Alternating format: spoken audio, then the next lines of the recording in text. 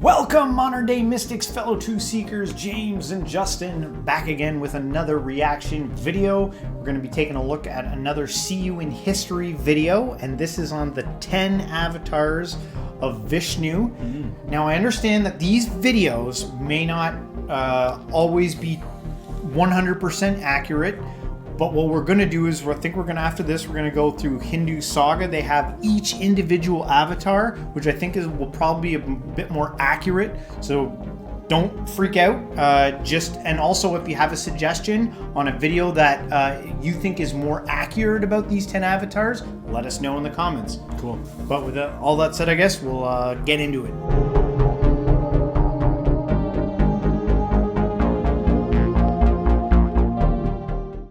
Vishnu is one of the most important gods among the many Hindu deities. He is responsible for preserving and sustaining the world. To accomplish this, Vishnu assumes different forms or avatars to restore the cosmic balance and protect the world from the forces of evil. Dashavatara is a Hindu mythological concept designating the 10 incarnations of the god Vishnu. These 10 avatars or incarnations represent distinct stages of evolution, appearing at different yugas or times. In Hindu mythology, when the god Vishnu manifests on earth to restore cosmic order, he does so in different incarnations or avatars. In today's video, we'll learn about the 10 avatars of the god Vishnu and their roles in the evolution of time and the preservation of dharma, cosmic order and justice. Matsya was the first of the 10 Hindu incarnations of Vishnu. He took the form of a fish to save the world from a huge flood that threatened to destroy all life. Matsya is usually portrayed as a figure with the upper torso of a man and the lower torso of a fish, with 4 arms holding weapons and symbols of power. During the great flood of Hindu mythology, Matsya appears to save the pious and first man Manu. He advised him to build a great boat and take with him 7 sages and samples of all living creatures and seeds of all plants, as the world would undergo a renewal. When the flood happened, Matsya guided the boat to safety, and Manu became the progenitor of the new human race. Matsya represents the need to preserve wisdom in life in the face of adversity and destruction. The idea of a new beginning after a cataclysmic event makes us reflect on resilience, renewal, and the ability to overcome challenges. Matsya also highlights the importance of responsible leadership. King Manu, guided by Matsya, is the guardian of life and knowledge. He shows that leadership requires wisdom, courage, and a sense of duty towards all living beings. The Matsya avatar is celebrated during the Hindu festival of Dashavatara, which honors Vishnu's 10 incarnations. In Hindu mythology, Kerma is the second incarnation of Vishnu. In this case, he took the form of a turtle to help the gods and demons contribute to the churning of the cosmic ocean, known as Samudra Manthan, and to recover the nectar of immortality, concealed at the bottom of the ocean. According to this Hindu myth, the gods and demons cooperated to obtain the nectar of immortality, which they believed would give them eternal life and power. To recover this nectar, they needed to stir up the ocean using Mount Mandara as the trigger and the Vasuki snake as the rope. When the churning began, the mountain began to sink into the ocean, as it was too heavy to be supported by the gods or demons. It was at this point that Vishnu took on the Kurma avatar, held the mountain on his back, and allowed the churning to continue. The churning of the ocean produced many things, including a poison capable of destroying all life on Earth. The god Shiva appeared and drank all of it, saving the universe from destruction. Numerous objects and creatures also emerged from the ocean, including the goddess of wealth Lakshmi and the god of medicine Dhanvantari, who carried with him the nectar of immortality. Gods and demons fought over the nectar, but with Vishnu's help, the gods managed to defeat the demons and secure the nectar, obtaining immortality and eternal life. The Kerma avatar symbolizes stability, support, and balance. By bearing the weight of the mountain, Kerma maintains harmony between the gods and demons, allowing them to reach a common goal, This story shows the importance of cooperation, even between enemies, to achieve greater goals and collective benefits.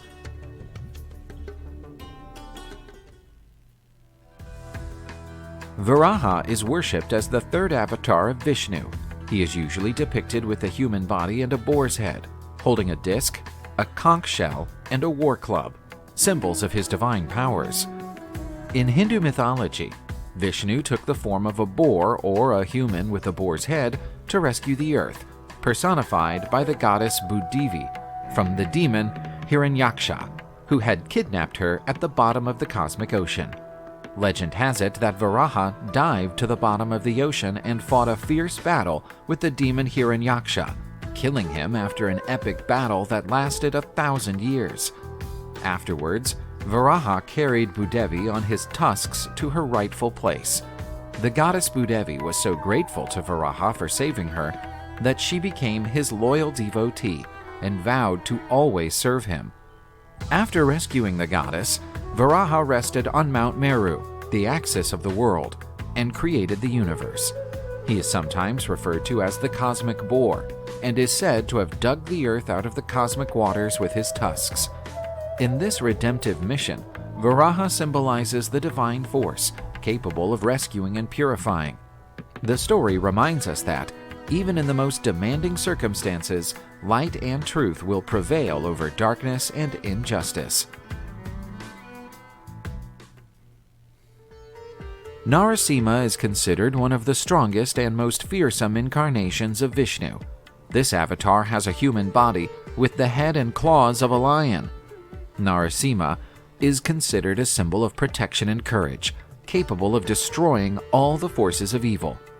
Hindu myths state that Narasimha was created to defeat the demon king Hiranyakashipu, who received the blessing of invincibility.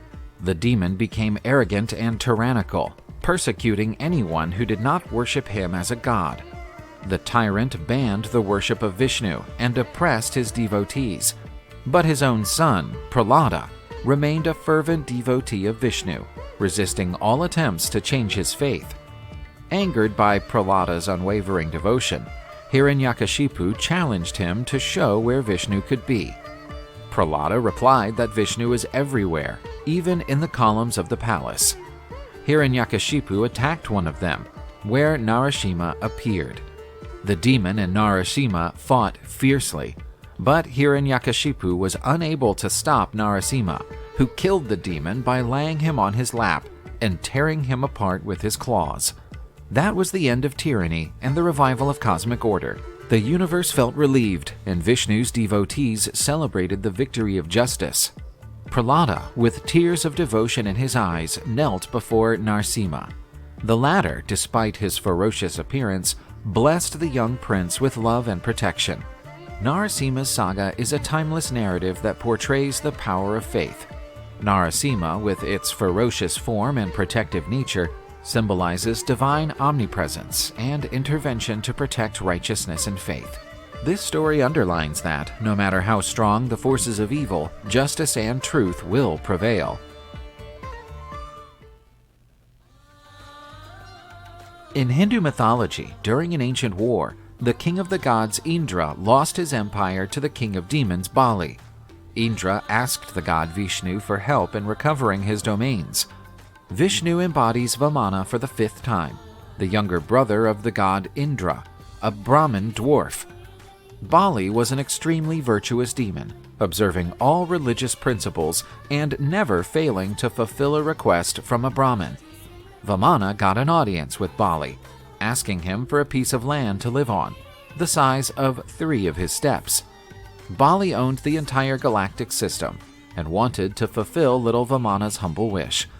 After all, how big would the expanse of land be if it could only fit 3 steppes of a dwarf?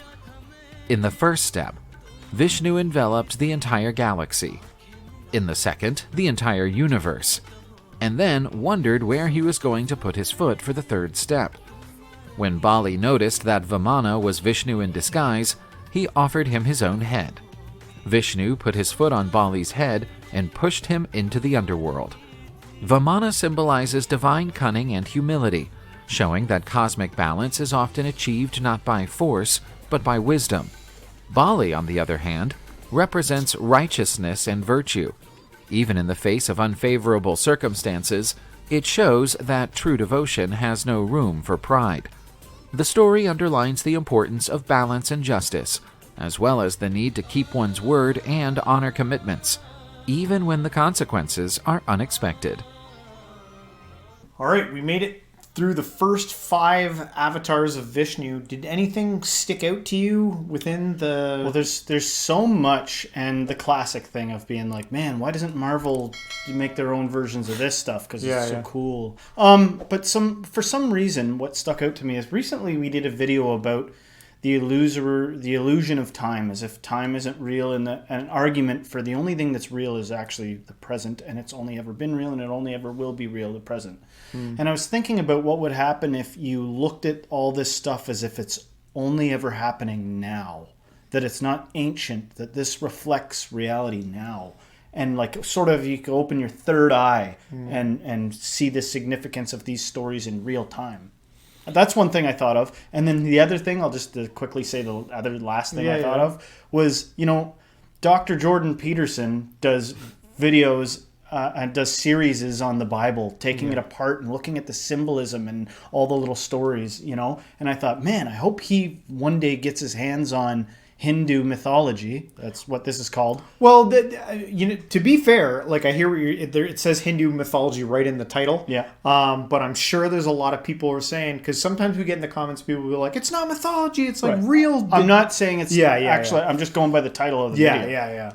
Because I'm just pointing that out, that some people see this as like their history, and then there are other people who see it as, I'm not saying even I don't even know exactly how I see it yet, but there are people who see it as mythology. But I hear what you're saying. Yeah, that would be super cool to see Jordan Peterson or because other... it's rich with all kinds of things. I'm like, they're running through everything. I'm like, there is tomes of stories and lessons and messages. Yes. And what if he opened up, how revolutionary and awesome would that be if he was like Jordan Peterson's take on Hinduism? And a lot of this stuff is starting to make itself into the West. We're being exposed more and more to these stories, and I think it's so good because there's like so many lessons, like you said, to be pulled out of here.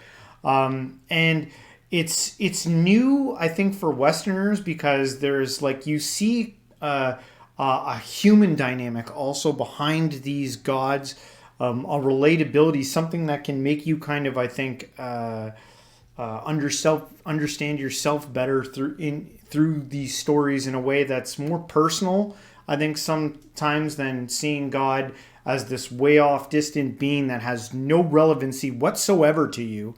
And then also, just before we continue, another side note I noticed off in the beginning was the relation to the first 2 avatars of Vishnu being water orientated.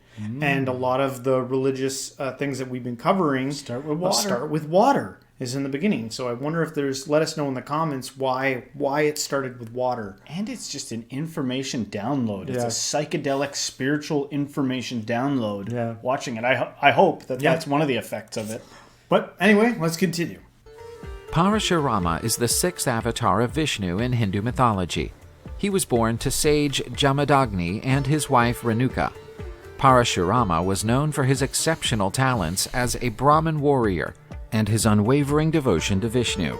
Often depicted with an axe, Parashurama used it to defeat and destroy the forces of evil. During Parashurama's time, the world lived under the tyranny of the Kshatriyas, who neglected their duties, exploited the people, and disrespected the sages and Brahmins. In this context, Parashurama was born into the family of a sage, with the divine purpose of punishing the corrupt Kshatriyas and restoring balance and justice. Branding an axe, Parashu, given to him by Shiva, Parashurama carried out multiple campaigns against the Kshatriyas, eradicating those who practiced injustice and protecting the righteous. He not only purified the earth of corruption, but established the supremacy of dharma, teaching that power must always be balanced by virtue and responsibility. After fulfilling this mission, Parashurama donated the lands he had conquered to the Brahmins and retired to devote himself to meditation and penance, becoming an ascetic. i.e., someone who renounces worldly and physical pleasures to reach a higher state of spirituality or understanding. He continues to guide kings and sages to find righteousness. Unlike the previous avatars, Parashurama is immortalized in Hindu mythology not only as a ruthless warrior, but also as a dedicated ascetic, a symbol of the power of discipline and commitment to righteousness. In Hindu mythology, Rama is the seventh avatar of the god Vishnu. He was the king of Ayodhya and the main character in the epic Ramayana, one of the most famous Hindu texts, which narrates his adventures. It is a genuine manual of ethics, duty, and dharma. In this epic, Rama is described as an ideal king and person. He is one of the most worshipped Hindu deities in India, and this incarnation of Vishnu is also the most famous. Rama was the eldest son of King Dashavatara and Kausalya. He married Sita, the daughter of King Janaka, in the Swayamvara ceremony. During this event, Sita's suitors had to assemble a powerful bow and consecutively shoot an arrow at 7 trees. Only Rama, as the incarnation of Vishnu, was able to accomplish this task. When he was banished to the forest for 14 years after his stepmother Kalki wanted her son Bharata to be the king of Ayodhya, Rama set out on a path of self-discovery and enlightenment, helped by his wife Sita and loyal brother Lakshmana. One day, Rama and Lakshmana went hunting and left Sita alone. She was kidnapped by the demon king Ravana. He had 10 heads and 20 arms and ruled over Lanka. He held Sita captive in revenge. To rescue Sita, Rama formed an alliance with Sugriva's monkey army, led by the undeterred and devout Hanuman. Together, they built a huge bridge to Lanka, Ravana's fortress island, in preparation for the imminent confrontation. The decisive point of the battle was the duel between Rama and Ravana. The latter, using his mystical powers and superhuman strength, was a worthy adversary. On the other hand, Rama personified virtue and dharma, with a divine bow and arrows offered by the gods. The fight was long and arduous. Both combatants exhibited extraordinary skills.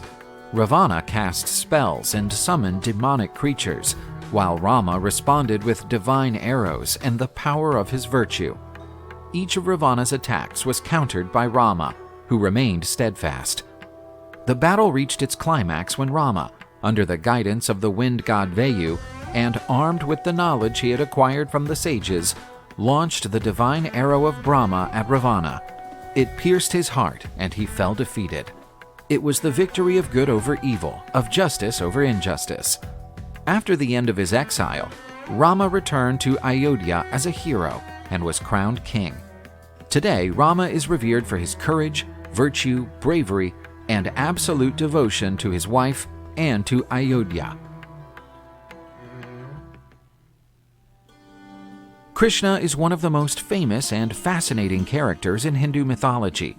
He is Vishnu's 8th earthly existence and the sacred reincarnation most revered by Indians. He is usually depicted as a blue-skinned cowherd who loves to play the flute to enthrall all living beings. Krishna is known for his love of Radha, his divine consort. Krishna's story begins with his birth in a prison cell in Mathura, where his parents, Vasudeva and Devaki, were being held captive by the cruel king Kamsa. Fearing a prophecy that foretold his death at the hands of Devaki's 8th child, Kamsa imprisoned the couple. But at the moment of Krishna's birth, their chains miraculously snapped. The prison doors opened, and Vasudeva took Krishna along the Yamuna River to Vrindavan, where he was raised by Yashoda and Nanda. Vrindavan became Krishna's divine playground.